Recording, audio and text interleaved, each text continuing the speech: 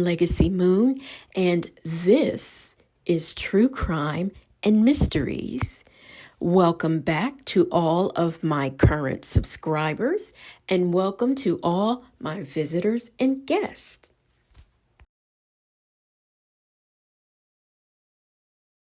Trigger warning. This video deals with SA, S violence, CP, and child S abuse. If you are sensitive to this subject matter, this may not be the video for you.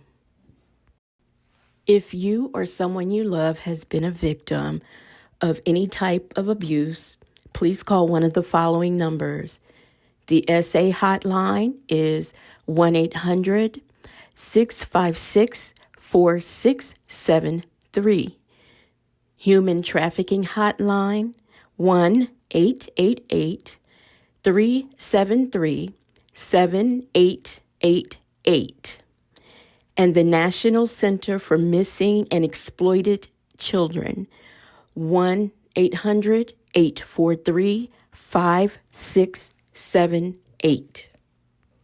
On March the 22nd, 2024, a DeKalb County jury found a woman by the name of Danielle Harris. She was 42 years old, and she was found guilty of felony murder, aggravated assault, conspiracy to commit aggravated assault, and possession of a firearm during the commission of a felony. On March the 31st, 2020, Danielle Harris discovered a video of her daughter, who was 12 years old at the time. She was involved in a sexual act with a 22-year-old man, and that man has been identified as Antonio Harley. On April the 1st, 2020, Ms. Harris went to the DeKalb County Police Department to report this to an officer. And this officer was in, of course, the Special Victims Unit. He took a report and he told Ms. Harris that some detectives would be getting in touch with her soon. And he warned her to not let her anger get the best of her and do not try to take revenge. Now, a couple of hours after Ms. Harris made this report, she gathered up a group of people and they went to this man's apartment. So Ms. Harris and 3 other people armed with handguns went to confront Antonio Harley. So Ms. Harris instructed her daughter to point out the apartment that Mr. Harris lived in, and her and a group of people got there, knocked on the front door, and pushed themselves in the door. Because, of course, Mr. Harley was not opening that door. This group of people made their way into Mr. Harley's apartment, and someone that was in the group opened fire and struck Mr. Harley in the chest. His brother, who was also inside the apartment, fired back, in order to protect himself, as well as 5 younger siblings that he had in the apartment. Juan Newkirk, who is 19 years old, who was part of that large group that came to the apartment, was also struck and killed by the exchange of gunfire. So, just so we know, someone that she took over with her to confront Mr. Harley was struck and killed. Now I'm going to read Danielle Harris's charges again.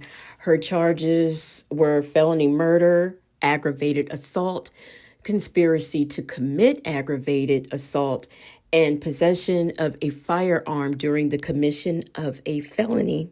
She was found guilty and sentenced to life with the possibility of parole plus 5 years. The two other individuals that were involved in the confrontation. They were charged as well, but I don't have a disposition on their cases right now. Now, later on, after Antonio Harley healed up from his gunshot wound, he was charged with statutory rape, child molest, and actual exploitation of children. And at this present moment, his case is pending. So this is unfortunate. I know we all want to, anyone with children who has a child that has been abused in any way, your immediate first action is to want to hurt the person who hurt your child. But unfortunately, someone else who went to attack this man got hurt instead. And what happened to him can't be rectified. I do hope that this young lady receives the justice that she deserves once he goes to trial, Antonio Harley. I really hope that the young lady, this 12-year-old little girl, gets her justice. And she is really the true ultimate victim. She has been violated, and now her mother has been taken away from her, and she will no longer have her mother either. I mean, she can go visit her in jail, but it's not the same thing. So she is the ultimate victim. And, I just pray for, blessings and healing all over this child, because she is going to definitely need it. This next story takes place in Alpharetta, Georgia. And on March the 11th, a female Lyft driver picked up a passenger by the name of DeMarcus Johnson.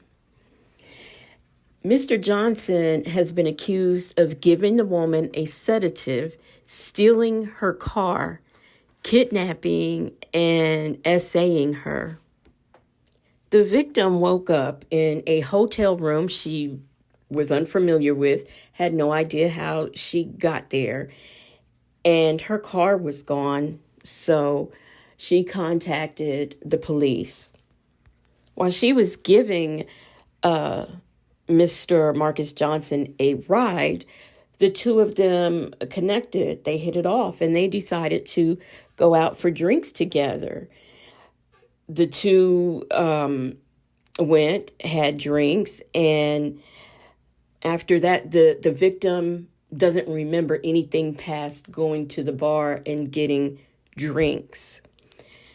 And that's the only account she has of the evening, is meeting him, going to the bar, and next thing you know, she wakes up the next day, car gone, in a hotel room. A toxicology report was done on the victim, and it came back with prescription narcotics that she had not been prescribed and she had not been taking. Oh my gosh, I was going to say described. DeMarcus Johnson has been caught on April the 5th, and in addition to all the crimes that I named, they're also charging him with felony theft by taking. When you ride in these ride shares, or if you are a driver, be very careful. I know I have gotten into, I'm not going to name the company. I don't want to get sued, but I've gotten into a ride share before and felt uncomfortable to the point where my my hand is on the door, which in those situations, sometimes my mind overreacts because of what I've been through in my life. But ladies, you have got to be careful when you are out there driving, and riding in these ride shares. So this story is so new, there's not much on it other than what happened and that he has been caught. I will keep watch on it and keep you posted on anything that comes out about it. I would like to, before I do this last story, once again give a trigger warning. If you are sensitive to CP or child sex abuse, you might want to stop the video at this point. This is the last story that I am going to cover in this video. And we have a Chicago veterinarian by the name of Adam Stafford King.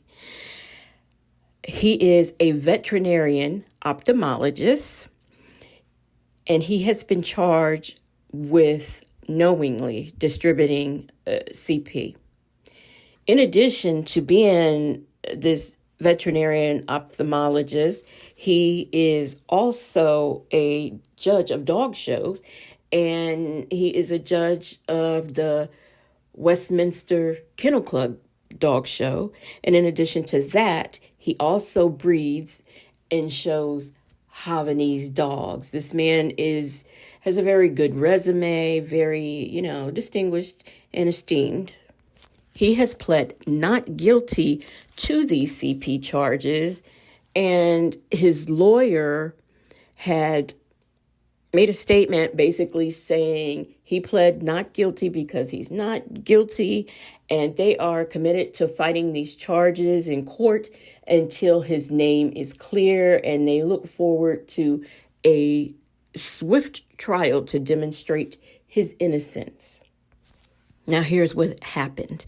The FBI began investigating Mr. King in October as part of a CP investigation that was actually in New York. The FBI agents learned that there was a man in New York, and he had been chatting with Mr. King using the dating app Scruff and the messaging app Telegram. I've never heard of that. And he sent that person several videos of CP. The person in New York was eventually arrested. And while he was arrested, the FBI continued to post online pretending to be him. And they just continued to chat with Mr. King. Now, this is the last trigger warning I am going to give, and because it's about to get a little explicit. Now, during these chats, Mr. King used the handle Perv Chi Guy. One word, Perv Chi Guy. That's PervChiguy.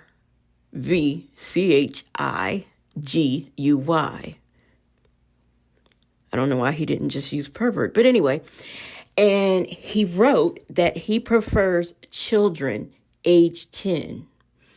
In another message, he wrote he really prefers children ages 0 to 9 years old. His favorite are boys, and he's okay with girls, but he prefers boys.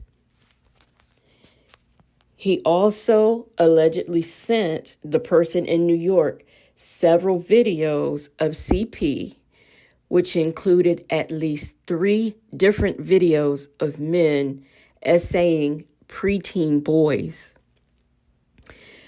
During their chats, Mr. King also claimed he had drugged and SA his nieces and nephews.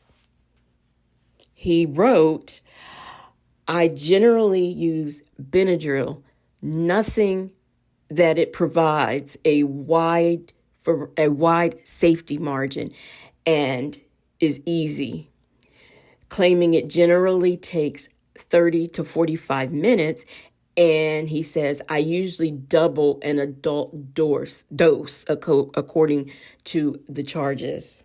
Now, in that sentence, I said nothing that it provides I don't know. I mean, I don't know if that was a typo or what, because it's actually directly what he was writing. So I don't quite know if that, I just don't know. But you get the picture of what he was doing. Now, if you didn't think it could get worse, it does. Mr. King also allegedly claimed that he and his husband were expecting the birth of a child by a surrogate on March the 29th, and that he planned to essay the child after it's born. He also allegedly sent that person in New York an ultrasound image of the unborn child and a photo of a baby outfit that him and his husband had got for Christmas. He says,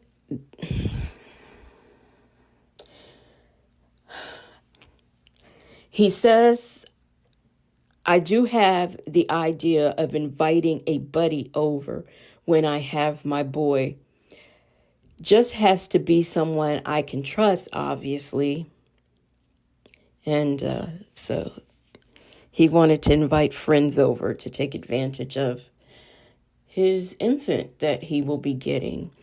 Now, that's all there is on this story. I don't know whether or not what happened to the baby, if it went to the husband, or I just don't know. This is just oh God.